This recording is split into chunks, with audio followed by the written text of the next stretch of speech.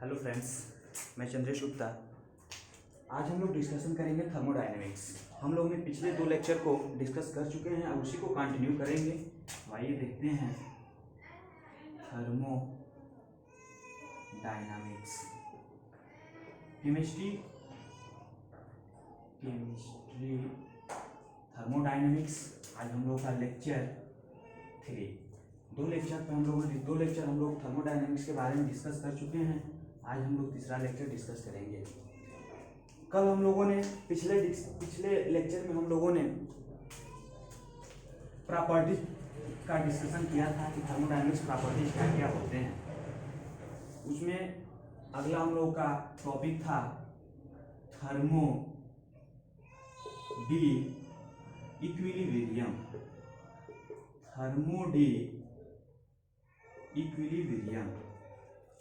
इस पे हम थोड़ा सा हेडिंग के बारे में थोड़ी सी बात किए थे और कहते हैं अगले लेक्चर में हम इसको डिस्कस करेंगे।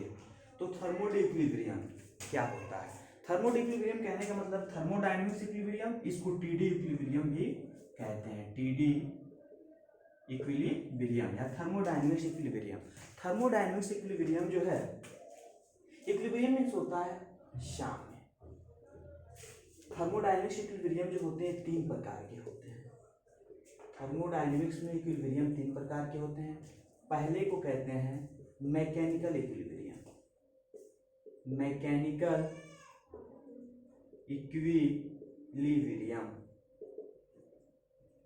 Second chemical equilibrium.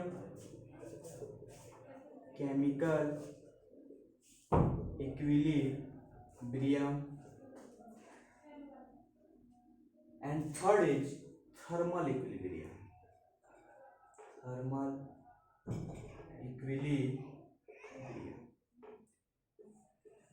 3 प्रकार के इक्विलिब्रियम होते हैं। पहले को कहते हैं यांत्रिक साम्य, दूसरा रासायनिक साम्य, तीसरा ऊष्मीय साम्य। It means mechanical equilibrium, chemical equilibrium and thermal equilibrium. Mechanical equilibrium क्या होती है? नाम से स्पष्ट है, मैकेनिकल इक्विलिब्रियम कहने का सीधा मतलब है कि यह कब होता है जब कोई हमारा सिस्टम है, तो सिस्टम पे 2 ही पॉसिबिलिटी है, या तो सिस्टम खुद वर्क करे, क्या स्वयं वर्क करे, या हम सिस्टम पे वर्क करें। सिस्टम खुद वर्क करे या हम सिस्टम पे वर्क करें, यही तो हमारे पास पॉसिबिलिटी है। तो इक्विलिब्रियम का मतलब क्या है? साम्य। इट मीन्स वह अपने जिस पोजीशन में है, एकदम इक्विलिब्रियम पोजीशन में है, किसी भी प्रकार का कोई बैकवर्ड फॉरवर्ड किसी भी प्रकार का कुछ शो नहीं करता है। यानी कहने का मतलब मैकेनिकल इक्विलिब्रियम कब स्थापित होगा? जब सिस्टम पे न हम वर्क करें न ही सिस्टम वर्क करे। इट मीन्स सिस्टम भी वर्क न करे, हम भी वर्क न करें, तो उस स्टेट को कहते हैं, उस पोजीशन को कहते हैं मैकेनिकल इक्विलिब्रियम। इट मीन्स ऐसी अवस्था, ऐसा स्टेट जिस पर कोई सिस्टम न खुद वर्क करे और न ही सिस्टम पर वर्क किया जाए। सिस्टम भी वर्क न करे और सिस्टम पर भी वर्क न किया जाए, उस स्टेट को, उस पोजीशन को हम कहते हैं कि मैकेनिकल इक्विलिब्रियम। तो जानने वाली बात है, मैकेनिकल इक्विलिब्रियम क्या है? तो ऐसा इक्विलिब्रियम, यानी ऐसी अवस्था को हम मैकेनिकल इक्विलिब्रियम कहते हैं जब सिस्टम खुद भी कार्य न करे या सिस्टम पे हम भी कार्य न करें, उस पोजीशन को हम कहते हैं मैकेनिकल इक्विलिब्रियम। दूसरा केमिकल इक्विलिब्रियम। केमिकल मीन्स होता है रासायनिक, इक्विलिब्रियम मीन्स साम्य, रासायनिक साम्य। रासायनिक साम्य कहने का मतलब है, यानी हमने मान लिया हमने कोई भी रिएक्शन किया, कोई रिएक्शन कराते हैं, तो केमिकल इक्विलिब्रियम कहने का सीधा मतलब है कि कोई सिस्टम है और उस सिस्टम की कंपोजिशन जो है, संगठन, जब किसी सिस्टम का कंपोजिशन, इट मीन्स संगठन कांस्टेंट हो, स्थिर हो, कांस्टेंट इट मीन्स क्या हो? स्थिर हो, उसे हम कहते हैं केमिकल इक्विलिब्रियम। केमिकल इक्विलिब्रियम कहने का सीधा मतलब है कि जब सिस्टम की जो कंपोजिशंस हो, संगठन हो, वह निश्चित एवं स्थिर हो, कांस्टेंट हो, तो उसे हम कहते हैं chemical equilibrium. Third, thermal equilibrium. Thermal means उष्मीय, इक्विलिब्रियम मीन्स उष्मीय साम्य। उष्मीय साम्य कहने का क्या मतलब है, मान लेते हैं, सपोज कर लेते हैं हमारा यह सिस्टम है और सिस्टम और इसको छोड़ के जो भी रिमेनिंग पार्ट है क्या हो गया, सराउंडिंग, इन्वायरमेंट। तो जब सिस्टम सराउंडिंग के साथ उष्मा का ट्रांसफॉर्म न करे या सराउंडिंग सिस्टम के साथ कोई उष्मा चेंज न करे, हीट चेंज न करे, तो उसे हम कहते हैं थर्मल इक्विलिब्रियम। ऐसा इक्विलिब्रियम जिसमें न ही सिस्टम सराउंडिंग के साथ और न ही सराउंडिंग सिस्टम के साथ कोई हीट का ट्रांसफॉर्मेशन करे, हीट चेंज करे, उस स्थिति में कहते हैं कि थर्मल इक्विलिब्रियम। इट मीन्स हम लोगों ने टीडी इक्विलिब्रियम, थर्मल इक्विलिब्रियम को देखा कि थर्मल इक्विलिब्रियम 3 प्रकार के होते हैं। First is called mechanical equilibrium, second is chemical equilibrium and third is thermal equilibrium. Mechanical equilibrium, जब कोई सिस्टम की दो ही पॉसिबिलिटी, या तो हम वर्क करें या सिस्टम खुद वर्क करे। तो जब सिस्टम खुद भी वर्क ना करे और सिस्टम पर भी वर्क ना हो, तो उस स्टेट पे हम कहते हैं मैकेनिकल इक्विलिब्रियम। केमिकल इक्विलिब्रियम, जब सिस्टम के जो भी कंपोजिशंस हो वह स्थिर एवं निश्चित हो, इट मीन्स कांस्टेंट हो, उसमें कोई चेंज ना हो, तो उसे हम कहते हैं केमिकल इक्विलिब्रियम। थर्मल इक्विलिब्रियम, ऐसी स्थिति जब सिस्टम न ही सराउंडिंग के साथ और न ही सराउंडिंग सिस्टम के साथ किसी भी प्रकार की एनर्जी का ट्रांसफर करे, चेंज करे, इट मीन्स हीट का ट्रांसफॉर्मेशन करे, तो ऐसे स्थिति को कहते हैं, ऐसे स्टेज को कहते हैं थर्मल इक्विलिब्रियम। आशा करते हैं समझ में आ गया होगा। आगे चलते हैं, अगला टॉपिक और सबसे इंपॉर्टेंट टॉपिक हम लोग डिस्कस करेंगे, थर्मोडी प्रोसेस। हमारा टॉपिक क्या है, thermo D process, TD process, thermodynamics process. Thermodynamic process क्या होते हैं, थर्मोडायनेमिक प्रोसेस का सीधा मतलब है कि प्रोसेस कहने का सीधा मतलब है हमारा, हम जब कोई भी कार्य करते हैं तो एक प्रोसेस के तहत करते हैं, किसी भी प्रकार का कोई चेंज करते हैं तो एक प्रोसेस के तहत करते हैं, इसलिए हम कहते हैं प्रोसेस। तो थर्मोडायनेमिक्स में भी प्रोसेस होते हैं। प्रोसेस कहने का मतलब एक प्रकार से हम सीधा कि जो हमारा प्रक्रम है, प्रोसेस है, उसमें हम देखते हैं कि क्या क्या थर्मोडायनेमिक्स में हमें क्या क्या प्रोसेस का डिस्कशन करना है। तो पहला reversible process, second irreversible process, third isothermal process, fourth isobaric process,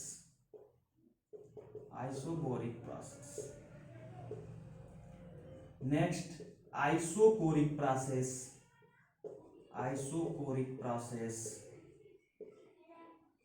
next cyclic process and next adiabatic process.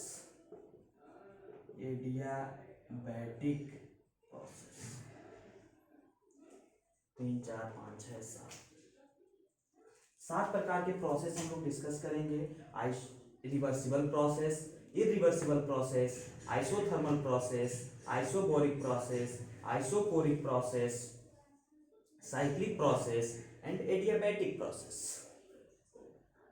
उत्क्रमणीय प्रक्रम, अनुत्क्रमणीय प्रक्रम, समतापीय प्रक्रम, समदाबीय प्रक्रम, सम आयतनिक प्रक्रम, चक्रीय प्रक्रम, रुद्धोष्म प्रक्रम, इनमें इसका नाम है। प्रोसेस कहने का सीधा सीधा मतलब है कि प्रोसेस जब कुछ ना कुछ चेंजेबल हम देखते हैं तभी हमें कोई कार्य करने के लिए हमें प्रोसेस की आवश्यकता पड़ती है, कोई चेंजेबल करने के लिए हमें एक प्रोसेस की आवश्यकता होती है। जैसे हम सपोज कर लीजिए कि हमने आपसे कह दिया कि आटा है, आटे से रोटी बनाना है, तो एक प्रोसेस के तहत होगा, उसमें प्रोसेस है, उसमें बहुत सारे चेंजेबल होंगे। इसी चीज को प्रोसेस कहने का सीधा मतलब है कि उसमें जब हम किसी कार्य को जिस तरीके से करते हैं वही हमारा प्रोसेस है।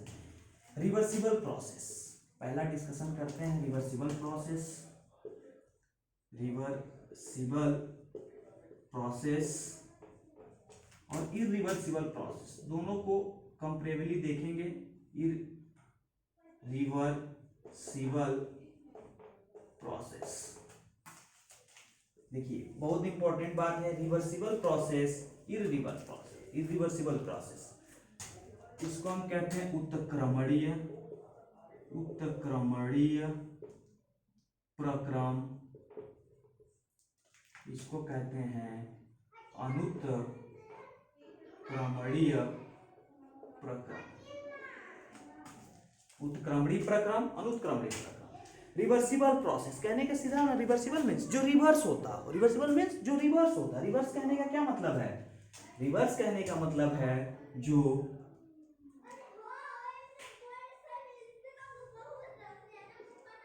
दोनों दिशाओं में होता हो, यानी रिवर्स, नाम से स्पष्ट है रिवर्स, यानी ऐसे प्रोसेस जो रिवर्स होते हो उसे हम कहते हैं उत्क्रमणीय प्रोसेस, और जो रिवर्स न होते हो उसे हम कहते हैं इरिवर्सिबल प्रोसेस। ये तो बात की बात है। अब सबसे बड़ी बात है कि इस प्रोसेस के अंतर्गत होता क्या है। रिवर्सिबल प्रोसेस के अंतर्गत हम देखेंगे, रिवर्सिबल प्रोसेस के अंतर्गत यह जो प्रोसेस है एक्चुअली में यह प्रोसेस हाइपोथेटिकल है, पहले ही बता दें आपको। इट्स प्रोसेस इज हाइपोथेटिकल और आइडियल कह सकते हैं, आइडियल या हाइपोथेटिकल केस होता है रिवर्सिबल प्रोसेस। एक्चुअली में नेचर में ऐसे प्रोसेस पॉसिबल नहीं है, यह एक सिद्धांत, मतलब इसका कोई भी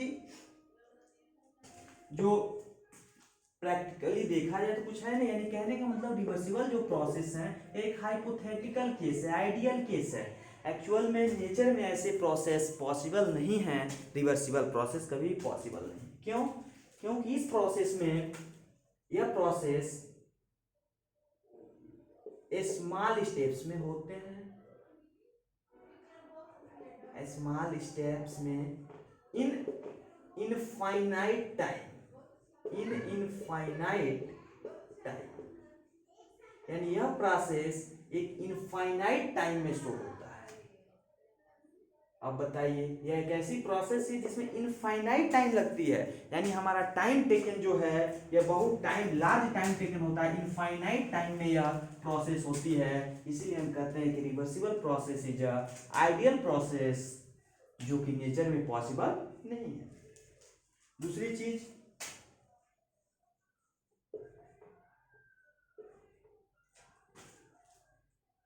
रिवर्सिबल प्रोसेस में हमेशा ऑलवेज इक्विलिब्रियम शो होता है, ऑलवेज इक्विलिब्रियम शो होता है, यानी कहने का सीधा मतलब है कि हमेशा इक्विलिब्रियम, यानी हर स्टेप्स अपने पीछे एक इक्विलिब्रियम स्थापित करते हैं। एक बार और जानते हैं उत्क्रमणीय प्रक्रम, रिवर्सिबल प्रोसेस क्या होता है। पहले जान लीजिए, एक रिवर्सिबल प्रोसेस वास्तव में नेचर में पॉसिबल नहीं है, यह एक हाइपोथेटिकल केस है, आइडियल केस है। यह जो होती हैं इस स्मॉल स्टेप्स में होती हैं, मतलब स्मॉल स्टेप्स कहने के, यहाँ पे स्मॉल स्टेप्स कहने का कोई मतलब नहीं है। यह जो प्रोसेस है बहुत ज़्यादा टाइम टेकन होती है, इनफाइनाइट होती है, लार्ज टाइम टेकन होती हैं, और इनकी प्रोसेस स्मॉल प्रोसेस कह सकते हैं कि इनके जो स्टेप्स होते हैं स्मॉल स्टेप्स में यह प्रोसेस होती हैं। Which occurs in small steps, ऐसी प्रोसेस है कि इस प्रोसेस में होने में जो स्मॉल स्टेप्स होते हैं और infinite time, large taken time होता है, और जब इनफाइनाइट टाइम यानी हम इसको नेचर में देख नहीं सकते हैं। हाँ, एक और चीज, यह हमेशा इक्विलिब्रियम शो करता है, इस चीज को देखिए, अभी बताते हैं कैसे। यहाँ पे पहले इसको कंपेरेबली देख लें क्या है। इरिवर्सिबल प्रोसेस, ऐसी प्रोसेस जो नेचर में पॉसिबल है, नेचर में क्या है, पॉसिबल है, ऐसी प्रोसेस नेचर में क्या है, पॉसिबल है, इसे हम कहते हैं इरिवर्सिबल प्रोसेस। यह प्रोसेस एट वंस होती है और इसमें फाइनाइट टाइम लगते हैं। इस प्रोसेस के इरिवर्सिबल प्रोसेस के होने में फाइनाइट टाइम लगती है, यह एट वंस होते हैं और इसमें इक्विलिब्रियम केवल इनिशियल एंड फाइनल स्टेट में शो करते हैं, इनिशियल एंड फाइनल स्टेट में शो करते हैं। देखिए 3 टॉपिक बहुत इंपॉर्टेंट है। इन 3 टॉपिक के आधार, इन 3 टॉपिकों से हम रिवर्सिबल और इरिवर्सिबल कंपेयर कर सकते हैं। सीधी सी बात है, रिवर्सिबल प्रोसेस नाम से स्पष्ट है। रिवर्सिबल प्रोसेस को हम आपसे बताया है कि यह एक हाइपोथेटिकल और आइडियल केस है। इसको आप सोचिएगा मत, इनफाइनाइट टाइम टेकन। अब आप सोचेंगे कि इनफाइनाइट टाइम, तो पहले ही हम एक वर्ड यूज कर दिए हैं, इट इज आइडियल केस होता है, हाइपोथेटिकल केस होती है। वास्तव में नेचर में ऐसे कोई प्रोसेस पॉसिबल नहीं है। यह process small steps and infinite time में लार्ज टाइम टेकन होती हैं, या लार्ज टाइम टेकन होती है, अधिक बहुत इनफाइनाइट टाइम लेती है प्रोसेस होने में। और यह हमेशा हर स्टेप्स, इरिवर्सिबल प्रोसेस में हर स्टेप्स इक्विलिब्रियम शो करता है। इरिवर्सिबल प्रोसेस यह नेचर में पॉसिबल है, इसमें एक फाइनाइट टाइम लगता है, यह एट वंस होती है, एक बार होती है, यह रिवर्स हो सकती है लेकिन यह एट वंस एक बार होती है, फाइनाइट टाइम लगता है और इसमें equilibrium initial and final state में केवल शो करता है। इन चीजों को समझते हैं। इसका मतलब क्या है कि कहने के बच्चे इस चीज को जानते हैं कि रिवर्सिबल हमेशा इक्विलिब्रियम शो करता है और इरिवर्सिबल केवल फाइनल और इनिशियल स्टेट में इक्विलिब्रियम शो करता है। रिवर्सिबल प्रोसेस हमेशा इक्विलिब्रियम शो करता है, बट इरिवर्सिबल प्रोसेस केवल इनिशियल एंड फाइनल स्टेट में इक्विलिब्रियम शो करता है। तो आइए जानते हैं ऐसा कैसे। एक छोटा सा एग्जांपल लेंगे।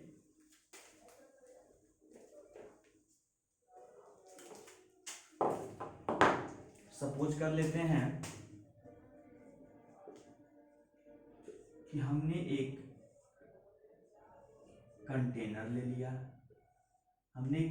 ले लिया, इस पे हमने आइडियल गैस को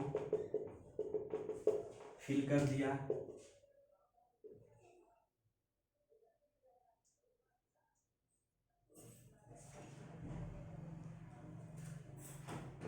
पिस्टन इस पे हमने लगा दिया,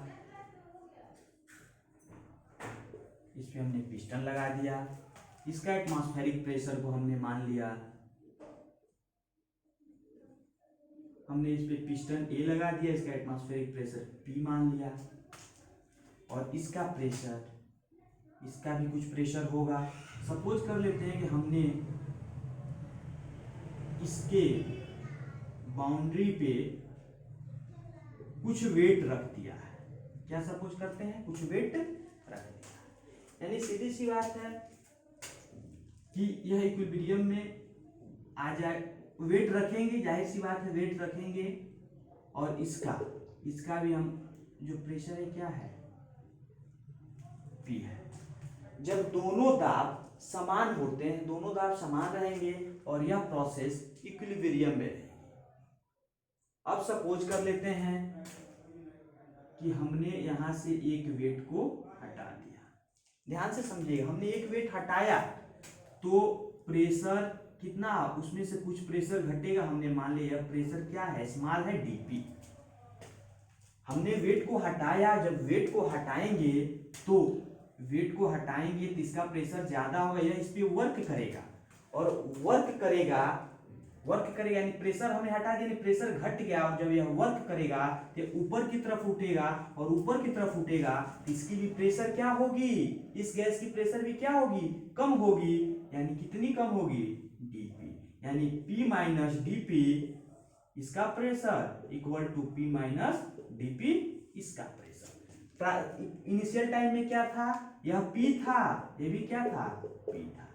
तो हर स्टेप्स में हम देखेंगे, हर स्टेप्स में कि यह हमेशा इक्विलिब्रियम शो करता है। एक बार और देख लेते हैं इस चीज को। हमने एक कंटेनर लिया, इसमें हमने आइडियल गैस को भर दिया, या इसका कुछ प्रेशर हमने P मान लिया, और इस जब प्रेशर P है इसका भी प्रेशर, यानी यही इक्विलिब्रियम में तो रहेगा। फाइनल और इनिशियल स्टेट में तो इक्विलिब्रियम रहना ही रहना है, लेकिन हर स्टेप में कैसे शो करता है इसको हम आपको प्रैक्टिकली दिखाते हैं। वेट रख दिया है, जब इस वेट को हटाएंगे, सीधी सी बात, अब आप सपोज कर लीजिए कि मैंने 5 kg वेट उठाया है, और जब हमसे आधे kg वेट को निकाल लिया जाएगा तो क्या होगा, हल्का होगा। यानी सीधी सी बात है, इसमें हमने वेट को रखा है, जब हमने एक वेट को हटाया यानी इसमें से कुछ प्रेशर क्या होंगे, कम होगी, यानी P माइनस dP। अब यह जब प्रेशर कम होगी तो इसकी प्रेशर अधिक है, और यह कम है, अधिक है, तो यह पिस्टन ऊपर की ओर भगेगा। पिस्टन क्या होगा, ऊपर की ओर जाएगा, कार्य करेगा, पिस्टन पे कार्य होगा गैस के द्वारा। और जब गैस के द्वारा पिस्टन पे कार्य होगा तो गैस अपनी प्रेशर को भी क्या करेगा, लूज करेगा। यानी सपोज कर लेते हैं, ये कितना dP लूज करेगा। It means P minus dP equal to P minus dP। It means हर स्टेप में, रिवर्सिबल प्रोसेस में, हर स्टेप में क्या होता है, इक्विलिब्रियम शो होता है। इररिवर्सिबल में, हर प्रोसेस में नहीं होता है। कंटेनर लेते हैं, कंटेनर में हमने गैस को फिल कर लिया, यहाँ पे हमने पिस्टन को लगा दिया, पिस्टन लगा दिया, और इस पे हमने कुछ वेट रख दिए। इसका प्रेशर P है, इसका भी प्रेशर P है, और हमने क्या हुआ, एडवांस सारे वेट को हटा दिया। एडवांस क्या किया, सारे वेट को हटा दिया। तो P माइनस डेल्टा P क्या है, लार्ज है, और यह अपने ऊपर पिस्टन की तरफ कार्य करेगा। एक ही बार हट गया तो पूरे एक ही बार वर्क करेगा। और सपोज कर लेते हैं यहाँ पे आ गया, तो ये भी अपनी प्रेशर को लूज करेगा, और ये भी मान लेते हैं P माइनस डेल्टा। तो यह एक ही बार हट गया, देखिए फाइनल एक बार तो जब था उस समय, और एक बार पूरा हट गया तब, यानी एक बार फाइनल और इनिशियल स्टेट में ये इक्विलिब्रियम शो कर, लेकिन यहाँ पे हमने एक को हटाया, चाहे तो एक और हटा सकते हैं, तो थोड़ा और वर्क होगा, या अपनी और प्रेशर को लूज करेगा, तो भी जाके अब बराबर, एक और हटा दें तो भी क्या, यानी हर स्टेप में इक्विलिब्रियम शो करेगा, और यह केवल फाइनल और इनिशियल स्टेट में ही इक्विलिब्रियम शो करेगा। आशा करते हैं समझ में आया होगा। तो हमने रिवर्सिबल और इरिवर्सिबल प्रोसेस को डिस्कस किया, रिवर्सिबल प्रोसेस और इरिवर्सिबल प्रोसेस। अगला हमारा है आइसोथर्मल प्रोसेस। अगला टॉपिक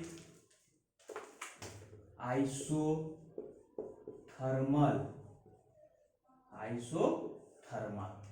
आइसोथर्मल नाम से स्पष्ट है, आइसो मीन्स होता है सेम, आइसो मीन्स सेम,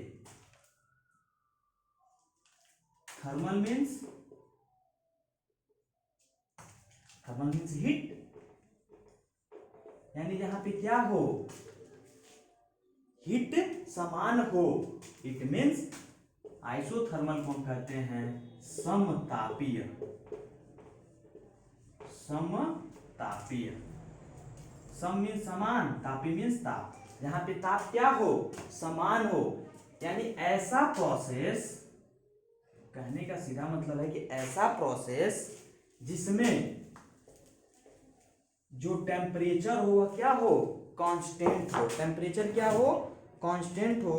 तो इस प्रकार के प्रोसेस को हम कहते हैं, इस प्रकार के प्रोसेस को कहते हैं isothermal process. It means delta T equal to 0। Delta T equal to 0 कहने का क्या मतलब है, डेल्टा T इक्वल टू 0 कहने का सीधा मतलब है कि पूरे प्रोसेस में जो हमारा हीट था वह क्या था, स्थिर था। पूरे प्रोसेस में हीट क्या था, स्थिर था, कांस्टेंट था। तो ऐसे प्रोसेस को हम कहते हैं समतापी प्रक्रम या आइसोथर्मल प्रोसेस।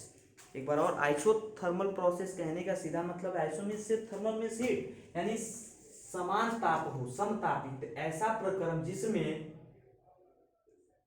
उसका जो ताप हो वह निश्चित हो, कांस्टेंट हो, टेम्परेचर कांस्टेंट हो। तो कांस्टेंट कहने का मतलब यानी उस पूरे प्रक्रम में जो हमारा परिवर्तन है वह क्या हो, शून्य हो। टी का टेम्परेचर का परिवर्तन क्या हो, शून्य हो। तो ऐसे प्रोसेस को हम कहते हैं आइसोथर्मल प्रोसेस। ऐसे प्रोसेस को क्या कहते हैं, आइसोथर्मल प्रोसेस। जो एक और चीज इंपॉर्टेंट चीज, जो भी हमारा फंक्शंस होते हैं, जैसे कहने का मतलब फ्रिजीकरण यानी हिमीकरण हो गया, वेपोराइजेशन हो गया यानी वाष्पन, कंडेंसेशन संघनन, ये सब के सब, चाहे आप फ्रीजिंग कह लीजिए या बॉइलिंग कह लीजिए, फ्रीजिंग, बॉइलिंग, वेपोराइजेशन, कंडेंसेशन,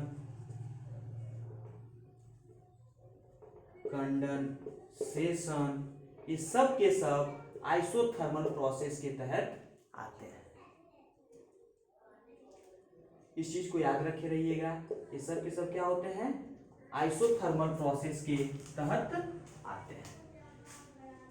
तो एक शब्द में हम जानेंगे समतापी ऐसा प्रक्रम जिसमें टी का परिवर्तन जो हो, टेम्परेचर परिवर्तन शून्य हो, यानी पूरे प्रक्रम में ताप जो हमारा था, टेम्परेचर था, वह स्थिर था।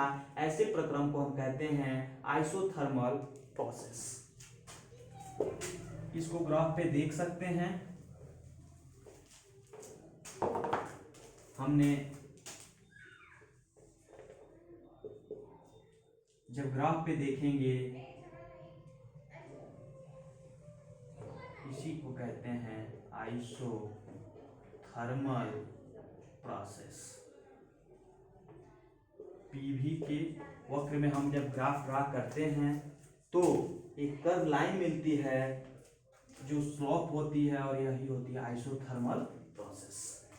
उसके बाद से आइसोबोरिक प्रोसेस क्या होता है, आइसोबोरिक ऐसा प्रक्रम, ऐसा प्रोसेस जिसमें डेल्टा पी जीरो, इसमें क्या हो, डेल्टा पी जीरो हो। तो डेल्टा पी जीरो कहने का क्या मतलब है, डेल्टा पी जीरो कहने का मतलब सीधा सीधा है, हमने पढ़ा आइसोबारिक, और आइसोबारिक में हमने देखा, इसको हम कहते हैं समदाबी प्रक्रम। ऐसा प्रक्रम जिसमें दाब स्थिर हो, दाब मीन्स प्रेशर, प्रेशर क्या हो, दाब हमारा क्या हो, स्थिर हो। इट मीन्स डेल्टा पी जो है वह क्या हो, शून्य हो। तो ऐसे प्रक्रम को हम कहते हैं आइसोबारिक प्रोसेस। ऐसे प्रक्रम को क्या कहते हैं, आइसोबारिक प्रोसेस। आइसोबारिक प्रोसेस आशा करते हैं समझ में आया होगा। ऐसी प्रक्रम आइसोबारिक को कहते हैं समदाबी। सम मीन्स समान, दाबी मीन्स दाब, जहां पे दाब क्या हो, स्थिर हो, कांस्टेंट हो। इट मीन्स पूरे प्रक्रम के दौरान हमारा दाब परिवर्तन जो है वह क्या हो, शून्य हो। तो ऐसे प्रोसेस को कहते हैं आइसोबारिक प्रोसेस। क्या कहते हैं, आइसोबारिक प्रोसेस। जैसे इसको जब ग्राफ में ड्रा करेंगे, यही होता है आइसोबारिक, हमारा क्या होता है यह, आइसोबारिक प्रोसेस। थर्ड हमारा मतलब सॉरी, इसमें नेक्स्ट आइसोकोरिक प्रोसेस। ऐसे प्रोसेस जिसमें डेल्टा भी क्या हो, जीरो हो। डेल्टा भी जीरो कहने का मतलब इस पूरे प्रक्रम में जो हमारा वॉल्यूम हो, आयतन हो, वह कांस्टेंट हो। और कांस्टेंट कहने का मतलब क्या है, कांस्टेंट कहने का मतलब कि उस पूरे प्रक्रम में हमारा आयतन परिवर्तन क्या हो, जीरो हो। कई लैंग्वेज में बता सकते हैं आइसोकोरिक प्रोसेस ऐसी प्रोसेस जिसमें हमारा जो वॉल्यूम हो वह कांस्टेंट हो। इट मीन्स कांस्टेंट कहने का मतलब उस पूरे प्रक्रम में, उस पूरे प्रक्रम के दौरान जो हमारा वॉल्यूम चेंज है वह क्या है, शून्य है, ऐसे प्रोसेस को हम कहते हैं आइसोकोरिक प्रोसेस, सम आयतनिक प्रक्रम। इसको हिंदी में कहते हैं सम आयतनिक। सम मीन्स समान, आई थिंक विथ आयतन। नाम से स्पष्ट है कि जहां पे आयतन क्या हो, समान हो, इट मीन्स पूरे प्रक्रम के दौरान आयतन कांस्टेंट हो, स्थिर हो, निश्चित हो, या दूसरे शब्दों में आयतन परिवर्तन जो हो वह क्या हो, शून्य हो। इट मीन्स जो वॉल्यूम चेंज हो वह जीरो हो, इसे हम कहते हैं आइसोकोरिक प्रोसेस। इसको ग्राफ में देखते हैं तो नीचे की तरफ बताइए, इसको हम कहते हैं isochoric, isochoric process, isochoric process. अगला साइक्लिक प्रोसेस। साइक्लिक प्रोसेस को हिंदी में कहते हैं चक्रीय प्रक्रम। चक्रीय प्रक्रम कहने का क्या मतलब है, साइक्लिक प्रोसेस कहने का मतलब सीधा सीधा हमारा है जहां पे हम जहां से चले हों, जहां से चले हों वहीं पे आ गए, हम जहां से चले हों वहीं पे आ गए, वैसे प्रक्रम को कहते हैं साइक्लिक प्रक्रम। जैसे हमने यहां से चला, फिर हमने ऐसे आया, फिर हमने ऐसे आया, और अंत में फिर हमने ऐसे, यानी ए से हमने चला, पॉइंट ए से हमने चला और पुनः पॉइंट ए पे आ गए, ऐसे प्रोसेस को कहते हैं साइक्लिक प्रोसेस।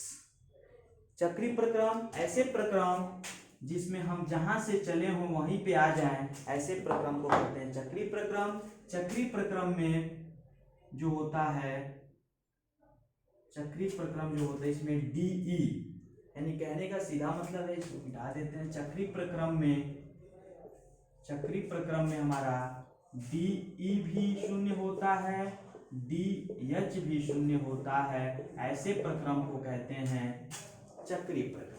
ऐसे प्रक्रम को क्या कहते हैं, चक्रीय प्रक्रम। कभी कभी आ जाता है कि कौन से ऐसे प्रक्रम है जिसमें डी और डीएच दोनों शून्य होते हैं, तो चक्रीय प्रक्रम। सॉरी,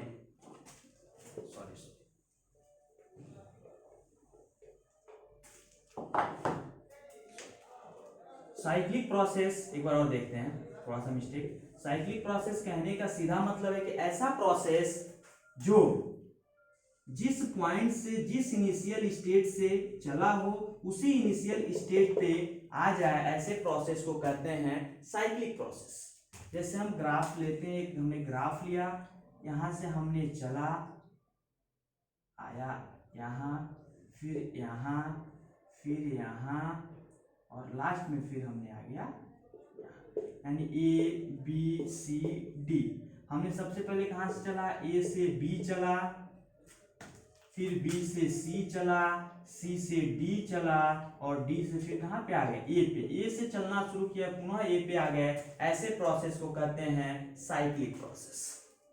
ऐसे प्रोसेस को क्या कहते हैं, cyclic process. Last adiabatic process, इसको कहते हैं रुद्धोष्म प्रक्रम। ऐसा प्रक्रम जहां डी क्यू क्या हो, शून्य हो, डी क्यू क्या हो, शून्य हो, ऐसे प्रोसेस को हम कहते हैं एडियाबैटिक प्रोसेस। जहां पे हमारा क्या हो, यानी पूरे प्रक्रम के दौरान, पूरे प्रक्रम के दौरान हमारा जो हिट है वह क्या है, शून्य है, यानी हमारा जो उस हिट है वह क्या है, कांस्टेंट है। ऐसा प्रक्रम जिस पूरे प्रक्रम के दौरान हमारा हिट क्या है, स्थिर है, निश्चित है, ऐसे, या हमारा हिट परिवर्तन, हिट चेंज क्या हो, शून्य हो, ऐसे प्रक्रम को एडियाबैटिक प्रक्रम कहते हैं, एडियाबैटिक प्रोसेस कहते हैं। एडियाबैटिक प्रोसेस को ग्राफ में जब शो करते हैं तो यह आइसोथर्मल से नीचे आता है, ऐसे आइसोथर्मल, आइसोथर्मल से नीचे आता है। दूसरा ग्राफ बना के दिखाते हैं आपको।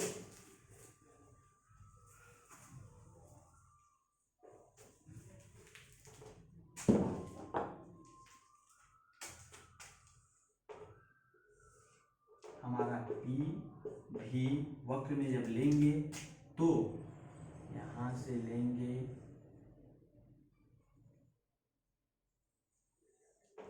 इसको कहेंगे जो सबसे ज्यादा स्लोप हो, इसको हम कहेंगे एडियाबैटिक। इसको क्या कहेंगे, एडियाबैटिक